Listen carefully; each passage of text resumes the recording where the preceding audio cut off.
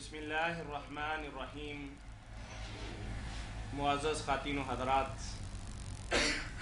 آپ کے پسندیدہ پروگرام فتاوی آن لائن کے ساتھ پھر آپ کی خدمت میں حاضر ہیں۔ کچھ عرصہ یہ پروگرام ملکی حالات کے باعث، بجلی کی لوڈ شیڈنگ کے باعث اور چند اور امور کے باعث یہ پروگرام کچھ عرصہ ہم آپ کی خدمت میں نہیں پیش کر سکے۔ آج سے پھر ہم اس پروگرام کا باقاعدگی سے آغاز کرتے ہیں۔ ہر اتوار عصر تا مغرب یہ پروگرام آپ کی خدمت میں پیش کیا جاتا رہے گا۔ مختلف کیبل نیٹ ورک کے ذریعے آپ اسے دیکھ سکیں گے۔ اپنے مسائل کے حل کے سلسلہ میں آپ ہمیں کال کر سکتے ہیں۔ کال کرنے کے لیے ہمارا ٹول فری نمبر ہے 0800-117777۔ یاد رہے کہ اس پروگرام میں حسب روایت اور حسب سابق ملک کی معروف مذہبی شخصیت مفتی اعظم پاکستان، متعدد کتابوں کے مصنف و مؤلف، وحدت امت کے داعی اور سب بھائیوں اور بہنوں کو ساتھ لے کر چلنے والی معروف علمی شخصیت محترم مولانا محمد اسحاق مدظلہ العالی آپ کی طرف سے آنے والی فون کالز اور براہ راست پوچھے گئے سوالات کے جوابات مرحمت فرمایا کریں گے۔ میں پھر بتاتا چلوں کہ یہ پروگرام فتاوی آن لائن ہر اتوار عصر تا مغرب آپ کی خدمت میں پیش کیا جائے گا۔ کال کرنے کے لیے ہمارا ٹول فری نمبر ہے 0800-117777۔ حسب معمول اور حسب روایت اس میں جوابات معروف علمی شخصیت محترم مولانا محمد اسحاق مدظلہ العالی دیا کریں گے۔ اور آج چونکہ ہمارے پروگرام کی ابتدا ہے اور پراپر طریقے سے ہم آپ کی خدمت میں پیش نہیں ہو سکتے، اس لیے آئندہ باقاعدگی سے یہ پروگرام ہوتا رہے گا۔ آج پروگرام کے حوالے سے، دعوت و تبلیغ کے حوالے سے گفتگو مولانا کی سنیں گے، تو اس لیے میں عرض کروں گا کہ مولانا محترم اپنے خیالات کا اظہار فرمائیں۔ جزاہم اللہ احسن الجزا۔ الحمدللہ رب العالمین والصلاة والسلام علی رسولہ الامین سیدنا و نبینا و مولانا محمد وعلی آلہ وصحبہ اجمعین۔ اما بعد، اللہ تعالیٰ نے ہمیں پیدا کرنے کے بعد چھوڑ نہیں دیا کہ ہم سرگرداں رہے اور مختلف وادیوں میں بھٹکتے پھریں۔ ہماری ہدایت کا انتظام فرمایا۔ جس دن سے انسان زمین پر آیا، حضرت سیدنا آدم علیہ السلام اور ان کے ساتھ اماں حوا، اسی وقت سے اللہ تعالیٰ نے یہ وعدہ فرما لیا کہ اما یاتینکم منی ھدی، میں تمہیں اندھیروں میں نہیں چھوڑوں گا، میری طرف سے ہدایت آتی رہے گی۔ جو اس ہدایت کی پیروی کریں گے انہیں کوئی ڈر غم نہیں ہوگا، جو نہیں قبول کریں گے ان کا انجام جہنم ہوگا، پھر وہیں وہ جلتے رہیں گے۔ تو اس وعدہ کے مطابق اللہ رب العالمین ہر علاقے میں، ہر قوم میں اپنے نبی اور رسول علیہ السلام بھیجتا رہا۔ قرآن پاک کا بیان ہے، کوئی قوم نہیں ایسی، کوئی علاقہ نہیں ایسا جہاں اللہ تعالیٰ کی طرف سے کوئی راہبر نہیں آیا۔ قرآن مجید میں جب ہم انبیاء علیہ السلام کے واقعات پڑھتے ہیں تو اچھے بڑے لوگ جو ہے نا وہ کہتے ہیں کہ یہ سارے وہ لوگ ہیں جو عرب میں اور شام میں، عراق وغیرہ میں پیدا ہوئے، باقی دنیا کا تو کوئی بیان ہی نہیں آتا۔ تو اس کا صاف سیدھا جواب دیا کہ جو پہلی کلاس تھی جس کو رسول اللہ تعلیم دے رہے تھے عرب، ان کے سامنے اگر ہندوستان، چین یا دوسرے علاقوں کے کسی پیغمبر کا ذکر آتا تو ایک بحث چھڑ جاتی کہ اس نام کا کوئی آدمی ہوا ہے یا نہیں، لوگ جانتے ہی نہ اس کو، تو فائدہ کیا ہوتا مثال دینے کا۔ مثال ہمیشہ وہی مفید ہوتی ہے جو استاد طالب علموں کی معلومات میں سے دے کہ آپ لوگ جانتے ہیں نا کہ وہاں کیا ہوا تھا، پھر دل میں اثر کرتی ہے۔ اگر ایک گمنام شخصیت کا ذکر شروع کر دے تو بحث ہی شروع ہو جائے گی، ہوئی بھی ہے یہ بات نہیں۔ اس لیے جن قوموں کو لوگ جانتے تھے، ان کے علاقوں سے گزرتے تھے، ان کی گری پڑی بستیاں دیکھتے، قرآن نے صرف ان کا حوالہ دیا، مگر یہ بات بتا دی کہ کوئی علاقہ نہیں رہا، کوئی قوم نہیں رہی جہاں اللہ کی طرف سے رہبر نہیں آیا۔ اور یہ بات بھی اللہ تعالیٰ نے بیان کر دی کہ جو رسول آیا نا بلسان قوم، اسی زبان میں کتاب لے کر آیا جو اس قوم کی زبان تھی۔ یہ سلسلہ چلتا رہا اور آخر میں معاملہ سید کائنات فخر موجودات حضرت محمد رسول اللہ صلی اللہ علیہ وسلم تک پہنچا۔ پہلے علاقوں کے نبی ہوتے تھے، قوموں کے، ان کا زمانہ بھی محدود ہوتا تھا، نیا نبی آ جاتا تھا، مگر اللہ نے رسول کریم علیہ السلام کے ذریعے ایک ایسا دین دیا جو ساری دنیا کے لیے بعثت الی الناس عامہ، فرمایا سارے نبی اپنی قوموں کے لیے آتے تھے، میں سب دنیا کے لیے آیا، اور زمانہ بھی آپ کا قیامت تک اللہ نے لمبا کر دیا کہ اب کوئی نیا ہادی نہیں آئے گا۔ اب سے لے کر قیامت تک حضور نے اس طرح دو انگلیاں ملا کر کہا کہ جس طرح ان میں کوئی درمیان میں کوئی شے نہیں، میں اور قیامت اس طرح، اب میرے اور قیامت کے درمیان کوئی نیا رہبر نہیں ہوگا، میرا ہی دین قیامت تک چلے گا۔ اور باقی ساری جو شریعتیں تھیں، ملتیں تھیں، ان کو اللہ نے منسوخ کر دیا کہ اب کوئی عیسیٰ علیہ السلام یا حضرت موسیٰ علیہ السلام کی شریعت پر چلے، حالانکہ وہ سچے نبی تھے، نجات نہیں پا سکتا۔ اب صرف ان لوگوں کے لیے نجات ہے جنہیں پتہ چل گیا کہ محمد مصطفیٰ صلی اللہ علیہ وسلم آ گئے، آپ کی پیروی کی، پھر وہ جنت میں جائیں۔ اللہ کے رسول علیہ السلام نے قسم اٹھا کر فرمایا کہ اس اللہ کی قسم ہے جس کے ہاتھ میں میری جان ہے، باقی امتیں تو چھوڑو، یہ بالکل قریب کے نبیوں کی امت ہیں۔ کسی یہودی اور نصرانی نے میرے بارے میں سن لیا اور اسے پتہ چل گیا کہ میں دنیا میں آ گیا ہوں، پھر ایمان نہ لایا، وہ جنت میں کبھی داخل نہیں ہو۔ تو نبی علیہ الصلوۃ والسلام اپنا کام کر کے چلے گئے، پورا دین امت کے حوالے کر دیا، وہ امانت ہمارے سپرد کر دی۔ اب امت کی ذمہ داری ٹھہری کہ قیامت تک جو لوگ آئیں گے وہ یہ تو نہیں کہ ہدایت کے محتاج نہیں، جس طرح پہلے لوگوں کو ضرورت تھی کہ کوئی رہبر آئے، اسی طرح اب بھی لوگ محتاج ہیں، کوئی انہیں دین بتائے۔ تو جب نبی بند ہو گئے تو آنے والی نسلوں کے لیے ہدایت کا کیا انتظام ہے؟ تو اللہ تعالیٰ نے فرمایا کنتم خیر امۃ، اب تم سب سے بہتر امت ہو، اخرجت للناس، جیسے نبی پیدا کیے جاتے تھے نبیوں کے بجائے اب اللہ نے تمہیں کھڑا کر دیا، تم نے لوگوں کو اچھائی کا حکم دینا اور برائی سے روکنا۔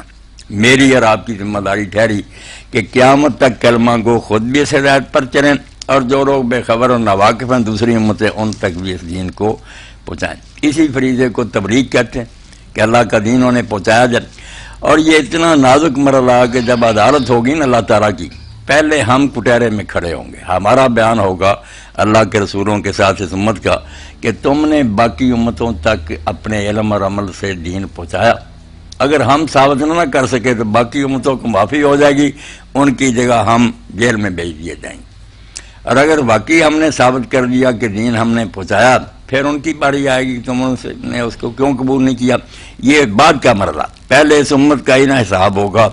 تو اس سے آپ اندازہ کر لیں کہ جو علامہ اقبال کہتے ہیں نا، تا نہ خیزت بانگے حق ظالم میں گر مسلمانی نے آسائی میں، جب تک پوری دنیا میں اسلام کا آوازہ بلند نہیں ہوتا، اگر تم مسلمان ہو تو تم ایک گھڑی کے لیے آرام نہیں کر سکتے، تمہیں چھٹی نہیں، تمہیں ایک ایسی فوج اور پولیس ہو جن کی ذمہ داری ہے کہ وہ اللہ کے اس دین کو دنیا میں نافذ کرے، لوگوں تک پہنچائے۔ اس لیے یہ پروگرام جو ہو رہا اور اسی طرح دینی مجلسیں، یہ کوئی چھوٹی بات نہیں، اس فریضہ کی ادائیگی کی ایک کوشش ہے جو ہمارے ذمہ ہے کہ اللہ کے رسول سے جو دین ہم نے لیا ہے سب ناواقفوں تک پائیں۔ مسلمانوں میں سے کوئی نہیں دین جانتا، اس کو بھی باخبر کریں، اور دوسری امتوں کو کوئی دعوت دیں کہ تم لوگ اس روشنی کی طرف آؤ۔ کسی کو کوئی اعتراض ہے، کوئی سوال ہے رسول اللہ کی نبوت پر تو پوچھے، اپنا اطمینان کرے۔ تو الحمدللہ کچھ تعطل کے بعد یہ پروگرام اب بحال ہو رہا، اللہ توفیق دے یہ دائم و قائم رہے، چلتا رہے، اور اللہ تعالیٰ ہمیں حق کہنے کی توفیق دے، حق بات سجائے، حق ہی ہم لوگوں کو بتائیں، نہ خود گمراہ ہوں نہ لوگوں کو گمراہ کریں۔ تو اللہ کی مدد اور نصرت کے ساتھ ہم اس کو شروع کر رہے ہیں انشاءاللہ۔ آج سے ابتدا ہے، اس لیے کچھ دیر ہوگی، مغرب سے تک، عصر کے بعد مغرب تک یہ پروگرام انشاءاللہ ہوا کرے گا، اور ہر بہن بھائی کے لیے صلاح عام ہے، جو بچہ بچی دین کی کوئی بات پوچھنا چاہتا ہے، مسلم ہو غیر مسلم، سب ہمارے بھائی ہیں، اولاد آدم میں پوچھیں، ہم فراخ دلی سے پوری محبت اور خیر خواہی سے اس کے جواب دینے کی کوشش کریں گے۔ بس توفیق بید اللہ، اور ساری توفیق اللہ کے ہاتھ میں۔ اب تھوڑا وقت ہے تو آپ کوئی پوچھنا چاہتے ہیں مولانا، ایک آپ کی خوبصورت گفتگو سے میں ایک سوال میرے ذہن کے اندر آیا کر رہے ہیں سوال، جو ہمارے عمومی معاشرہ کے اندر یہ بات پائی جاتی ہے کہ ہم اپنی دکانداری کے حوالے سے، تجارت اور زراعت کے حوالے سے تو بڑی محنت کرتے ہیں، سٹرگل کرتے ہیں، دوڑ دھوپ کرتے ہیں، لیکن جہاں تک اعلاء کلمت اللہ کی اور غلبہ دین کی بات ہے تو ہم کہتے ہیں کہ اللہ اچھی کرے گا، اللہ کامیاب کرے گا، اللہ کائنات کے اندر اسلام کو غالب کرے گا، جبکہ ہماری صرف دعا کی حد تک یہ یا خواہشی حد تک یہ بات ہے، لیکن عملی اعتبار سے ہم شاید اس کے اندر کوئی قدم اٹھانے کے لیے تیار بھی نہیں۔ میں نے جب بات بیان کی نا، خود میرے ذہن میں بھی اس کی پوری طرح اہمیت جاگ گئی ہے، اور آپ بھی میری طرح یہ کہ سمجھتے ہیں کہ نفل کام ہے، ہو گیا، حالانکہ ہر شخص جس جگہ بھی مسلمان بیٹھا اس کے لیے لازم ہے کہ زبان سے یا اپنے عمل سے نہ وہ مظاہرہ کرے کہ اسلام یہ نمونہ چاہتا ہے، اس کے کردار سے اور اس کی گفتار سے نا لوگ دین سیکھیں۔ یہ اتنا بڑا ہم معاملہ سورہ نساء، اللہ کے رسول علیہ السلام نے ایک موقع پر فرمایا عبداللہ بن مسعود رضی اللہ عنہ سے کہ مجھے قرآن سناؤ، قرآن شریف پڑھنے لگے۔ تو جب اس آیت پر پہنچے نا کہ اس وقت کیا حال ہوگا جب اللہ تعالیٰ ہر امت میں سے ایک گواہ طلب کرے گا، اور اللہ کے رسول مجھ کو بھی گواہ کے طور پر بلایا جائے گا، پہلے آپ سے بیان لیا جائے گا کہ دین پہنچایا۔ تو اتنا اثر ہوا اس منظر کا حضور پر، قیامت کا دن میں تنہا کھڑا ہوں، لاکھوں کروڑوں انسان ایک طرف کھڑے ہیں، اگر میں ثابت نہ کر سکا کہ میں نے دین پہنچایا ہے تو کیا انجام ہوگا۔ وہاں پھر نبی کریم صلی اللہ علیہ وسلم کے ٹپ ٹپ آنسو گرے، داڑھی مبارک تر ہوئی، اور آپ نے کہا عبداللہ بس۔ تو اس سے اندازہ کریں کہ کتنا یہ خطرناک مرحلہ ہے۔ مسلمان ہونا شرف بھی بڑا ہے، ہم حضور کی امت ہے، مگر معاملہ نازک بھی بڑا ہے کہ جتنی مخلوق گمراہ مرے گی نا، عیسائی، ہندو، یہودی، ان کا جواب ہمارے ذمہ ہوگا نا کہ تم لوگوں نے کیوں ان تک دین نہیں پہنچایا۔ اس لیے اللہ کے رسول علیہ السلام کا دین جو ہے نا، اس کو آگے پھیلانا عمل سے ہو، سب سے زیادہ بہتر تو عمل سے ہی ہے۔ حضرت امام جعفر صادق فرماتے ہیں کہ لوگوں کو دعوت دینے والے زبان سے نہ بنو کہ باتیں بہت اچھی کرو، اپنے عمل سے بنو۔ تمہارے کام کو دیکھ کر ہر شخص سوچنے پر مجبور ہو جائے کہ یار کس امت کے یہ لوگ ہیں جو اتنے اچھے کریکٹر کے ہیں۔ اب ہمارا جو حال ہے توبہ اللہ بنا دے، امتی باعث رسوائی یہ پیغمبر ہے۔ ہم میلاد مناتے ہیں، جھنڈیاں خوشیاں حضور کی کر رہے ہیں، حال یہ ہے کہ پوری دنیا میں ہماری وجہ سے رسول اللہ کی بدنامی ہے کہ یہ ہے آپ کی امت۔ کافروں میں کچھ اچھائیاں ہیں، یہ مسلمان ہیں ہم کی امت، توبہ اللہ اپنا دے، کوئی برائی ایسی نہیں رہی جو ان میں جمع نہیں ہوگی، تو بدنامی کر رہے ہیں۔ آپ ایک واقعہ سن لیں کہ کردار کا اثر کیا ہوتا۔ مدینہ شریف میں ایک شخص گیا تھا، مجوسی آتش پرست کافر تھا، حضرت امام جعفر صادق سے ملا، انہوں نے اس کو دین سکھایا تو مسلمان ہو گیا۔ واپس جانے لگا تو آپ نے پوچھا وطن میں تیرا کوئی ہے؟ اس نے کہا صرف ایک بوڑھی ماں ہے۔ تو آپ نے فرمایا کہ تم اس کو نا یہی بتانا کہ میں اسلام لے آیا ہوں، نہ اس کے سامنے نماز پڑھنا، بڑا صدمہ ہوگا، عمر گزری اس کی اپنے دین پر، دکھ ہوگا کہ میرا بیٹا دین چھوڑ گیا۔ باقی سلوک اس سے بہت اچھا کرنا، اتنا نیک سلوک کرنا کہ اماں پوچھنے پر مجبور ہو جائے کہ بیٹا اس طرح نیک کس نے تمہیں بنا دیا۔ چلا گیا، نماز چھپ کر پڑھ لیتا، مگر خدمت بہت کرنے لگا، پہلے سے بہت زیادہ اچھا سلوک کرتا۔ ماں کریتی رہی کہ بچہ تو پہلے بھی کوئی اتنا برا نہیں تھا، مگر یہ کیوں اتنا نیک ہو گیا؟ ٹالتا رہا کہ نہیں اماں میرا یہ فریضہ۔ آخر ایک دن اس نے کہا کہ ایک ملک عرب، وہاں ایک شہر ہے مدینہ، وہاں میں گیا تھا تو ایک نیک آدمی سے ملاقات ہوئی اور اس نے مجھے ہدایت کی تھی کہ اماں کی بہت قدر کرنا، اس لیے میں خدمت کرتا ہوں۔ تو اماں نے نبیوں کے بارے میں سن رکھا تھا، اس نے کہا کہ وہ شخص ضرور نبی ہوگا۔ تو اس آدمی نے کہا کہ نبی نہیں، نبی کی اولاد میں سے تیسری چوتھی پشت میں۔ تو اماں نے کہا جس کی اولاد کا یہ حال ہے وہ نبی خود کیسا ہوگا؟ پڑھا مجھے کلمہ، اور یہ بات امام نے کہی تھی کہ اگر تو میری نصیحت پر عمل کرے گا تو جنازہ اس کا تو پڑھے گا، وہ مسلمان ہو جائے گی اور تو اس کا جنازہ پڑھے گا۔ کردار اپنا بہت اچھا رکھنا، یہی بات ہوئی کہ اسی دن اس نے کلمہ پڑھا، رات فوت ہو گئی، صبح اس نے اس کا جنازہ پڑھا۔ اس لیے اگر ہم اپنے کردار سے، اپنے عمل سے لوگوں کو متاثر کریں اور دین کی طرف دعوت دیں، وہ زیادہ کارگر نسخہ، کیونکہ 1000 لفظ کے مقابلے عمل کی ایک پڑیا ہی بہت ہے۔ باتیں اگر ہم بہت اچھی کریں، کام نہ کریں تو کیا کافر متاثر ہوں گے؟ تو دین کو اپنے عمل سے لوگوں کے سامنے ظاہر کریں، زبان سے اور تحریر کے ذریعے بھی پہنچا سکتے ہیں، ان آلات کے ذریعے تبلیغ کر سکیں، سب ہماری ذمہ داریاں، اور اس کے لیے کوئی بہت بڑا عالم ہونے کی ضرورت نہیں، ہر شخص کو کچھ نہ کچھ، جیسے اللہ کے رسول علیہ السلام نے فرمایا بلغوا انی ولو آیا، میری طرف سے پہنچاتے جاؤ، بے شک ایک ہی بات تمہیں معلوم ہو، دین کی ایک ہی سیکھی ہے، وہی جہاں بیٹھو موقع ملے بیان کر دو، آگے کو عمل کریں تو ان کی خوش قسمتی، ورنہ آپ تو بری ہوں گے نا، اللہ تعالیٰ کی عدالت میں کہہ دیں گے کہ جو مجھے پتہ چلا تو میں نے تو ان کو بتا دیا۔ مولانا عمومی طور پر لوگ ہمیں نماز کے بارے میں حج کے بارے میں، زکوٰۃ کے بارے میں مختصراً سوال کرتے ہیں، لیکن عملی زندگی کے اندر اسلام ناپ تول کے حوالے سے، معاملات کے حوالے سے، ہمسائے کے ساتھ برتاؤ یا بڑوں کے ساتھ ہمارا کیا رویہ ہونا چاہیے، یا لین دین کے معاملات کے اندر ہمیں کس طریقے سے ایک اچھا اور سچا مسلمان ہونا چاہیے، اس کے بارے میں لوگ عمومی طور پر عدم توجہی کا اظہار کرتے ہیں۔ یعنی بہت اچھی نماز پڑھنے والے کو بھی آپ معاملات کے اندر قدرے اچھا نہیں پائیں گے، معذرت کے ساتھ۔ بس جی اسی سبب سے خرابی یہ آ گئی کہ ہمارے ذہنوں میں دین کا تصور جو تھا نا وہ مذہب میں تبدیل ہو گیا کہ عبادت گاہ کی حد تک اللہ کو سجدہ کرو، دعائیں کرو، نمازیں پڑھو، باہر نکل کر تم آزاد ہو، جیسے چاہو کماؤ کھاؤ، تمہارے مذہب کو اور دین کو کوئی نقصان نہیں پہنچے۔ اس نے بالکل نہ سب کچھ تباہ کر کے رکھ دیا۔ اگر سمجھیں کہ اللہ تعالیٰ نے جو دین اتارا نا وہ مسجد کے دائرے میں نہیں منحصر، ساری زندگی اس کی گرفت میں ہے۔ ہم اپنے بال بچوں میں بیٹھے ہوں اس وقت بھی دین کو ہدایتیں دیتا، ہم تجارت کر رہے ہیں وہاں بھی بتاتا۔ اسی لیے حضرت علی رضی کے بارے میں آتا درہ لے کر بازار میں نکلتے تھے کہ پہلے جا کر کسی عالم سے سود اور حلال حرام کے مسئلے سمجھو، پھر آ کر تجارت کرنا۔ تو ساری زندگی عدالت میں کوئی جج بیٹھا ہے، کوئی دفتر میں افسر کام کر رہا، ہر معاملے میں اللہ کے دین نے رہنمائی کی ہے۔ اور رہنمائی بس آخری بات یہی ہے کہ اللہ نے تمہیں بیکار نہیں پیدا کیا، وہ دیکھ رہا ہے، ایک دن واپس لوٹنا ہے، اور اس نے پوری زندگی کا حساب لینا ہے کہ تم کیا کر کے آئے ہو، اور وہاں انجام جو ہے وہ بھی ابدی اور دائمی ہے، یا آگ میں چلے جاؤ گے یا باغوں میں ہوگے۔ یہ بات جب ذہن میں بٹھا دی نا دین نے، تو پھر فتوے پوچھنے کی ضرورت نہیں۔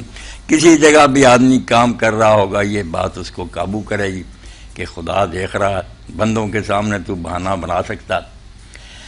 وہ واقعہ جو امام غزالی رحمۃ اللہ نے لکھا کہ بغداد کا بڑا دربار تھا، بازار تھا۔ بغداد اس زمانے میں دارالسلام تھا، ساری دنیا کا دارالحکومت مسلمانوں کا، اور ترقی کے لحاظ سے بھی بہت اعلیٰ ترین شہر تھا، چشمے، باغات، محلات، بارونق شہر۔ تو بازار میں ایک خبیث لڑکا نا ایک بچی کو تنگ کر رہا تھا۔ اب بہت لوگ دیکھ رہے تھے مگر پرے کھڑے تھے، کوئی اس کو روکنے کی ضرورت نہیں کرتا تھا، اس کی بدماشی کو لوگ جانتے تھے۔ اتنے میں اللہ کے ایک ولی وہاں سے گزرے، انہوں نے لوگوں سے پوچھا یہ کیا ہنگامہ، جب بتایا تو وہ پاس گئے اور اس کے کان میں ایک بات کہی اور چلے گئے۔ وہ لڑکا بے ہوش ہو کر گر گیا، لوگوں نے اس کو اٹھایا، سنبھالا، تو اس نے لوگوں سے پوچھا کہ یہ آدمی جو تھا کون تھا؟ تو لوگوں نے کہا کہ تم نے سنا ہے نام شہر کے ایک آدمی کا، بشر بن الحارث الحافی؟ اس نے کہا نام تو سنا کہ وہ اللہ کے بڑے ولی مگر دیکھا نہیں میں نے۔ انہوں نے کہا وہی تھا۔ تجھے کیا کہا؟ اس نے کہا میرے کان میں صرف اتنی بات کہی کہ تو کیا کر رہا ہے اور تیرا خدا تجھے دیکھ رہا، وہ کچھ تو کر رہا ہے خدا اس کو دیکھ رہا ہے۔ 7 دن بخار میں مبتلا رہا، اس نصیحت سے فوت ہو گیا۔ اتنا اثر ہوا کہ خدا کو حساب دینا جیسے کوئی بات چھپی نہیں ہوگی۔ ساری باتوں کی بنیاد اور جڑ یہ عقیدہ اور ایمان ہے، یہ درمیان سے نکال دیا جائے نا اسلام کی عمارت دلام سے گر دے، کچھ نہیں رہے گا۔ آپ واز کریں، کتابیں پڑھیں، صرف باتیں رہ جائیں گی۔